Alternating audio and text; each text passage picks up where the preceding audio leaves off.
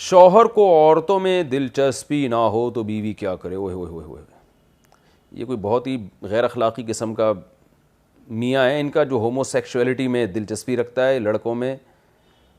یہ بہت سی خواتین پوچھتی ہیں، حیا کے خلاف مسئلہ ہے۔ میں پورا سوال ان کا پڑھ نہیں رہا ہوں، بس اس کا میں خلاصہ آپ کے سامنے پیش کر رہا ہوں۔ تو شوہر کو یہ عادت بچپن سے پڑی ہوئی ہے، اور وہ اس سے لوط علیہ السلام کی قوم والے عمل میں دلچسپی لیتے ہیں۔ تو وہ کہتی ہیں کہ کیا مجھے اپنے سسر کو یہ راز بتا دینا چاہیے کہ وہ اپنے بیٹے کو کسی طرح سمجھائے؟ دیکھیں، اگر شوہر کو عورت میں دلچسپی نہیں ہے اور یہ عادت خراب ہو گئی ہے تو میرا مشورہ آپ کو یہ کہ ایسے شوہر سے ڈیورس لے لینی چاہیے، علیحدگی لیں، اپنی زندگی کسی بھیٹ نہ چڑھائیں کسی کی، اس سے آپ کو اولاد بھی نہیں ملے گی اور بڑے مسائل کھڑے ہوں گے آپ کے لیے۔ تو مشورہ یہ میرا یہی ہے، اور ایسے آدمی سے اگر اولاد ہو بھی گئی بالفرض تو پھر آگے پھر وہ اولاد کو جب پتہ چلتا ہے میرے باپ کے یہ مسائل ہیں، وہ بھی بگڑنے کا اندیشہ ہوتا ہے، بہت مسائل ہوتے ہیں۔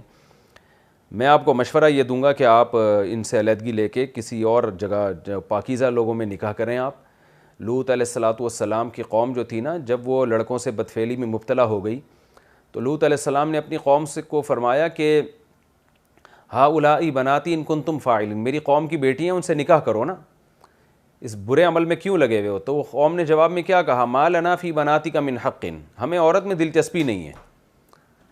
تو لوط علیہ السلام نے کہا انی لعملکم من القالین، میں تمہارے اس عمل سے نفرت رکھتا ہوں میں۔ اور لوط علیہ السلام نے یہ بھی کہا کہ اللہ مجھے اس ایسی قوم سے نجات دے دے۔ اللہ کہتے ہیں ہم نے لوط علیہ السلام کو ایسی قوم سے نجات دی تعمل الخبائث، جو پلید عمل کرتی تھی۔ خبائث کا مطلب گندے، پلید لوگوں سے لوط علیہ السلام کو اللہ نے نجات دی۔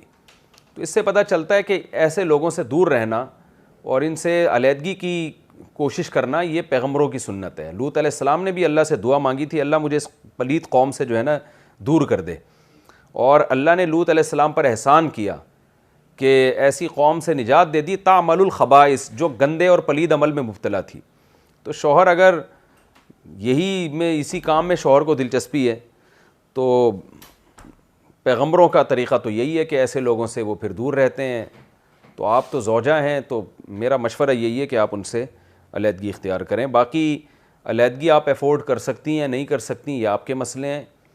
مشورہ ظاہر ہے جب تک 100% کسی کے حالات سامنے نہ آئیں دیا نہیں جا سکتا، لیکن میں نے سرسری ایک مشورہ دیا ہے آپ کو، تو اس کو حتمی نہ سمجھیں۔ آپ اپنے بڑوں سے بھی مشورہ کر لیں، ان کو یہ صورتحال بتائیں، اور اس کے بعد پھر ایک رائے قائم کریں، کیونکہ بعض دفعہ علیحدگی لینے میں آپ کو نقصان اور زیادہ نہ ہو کہیں۔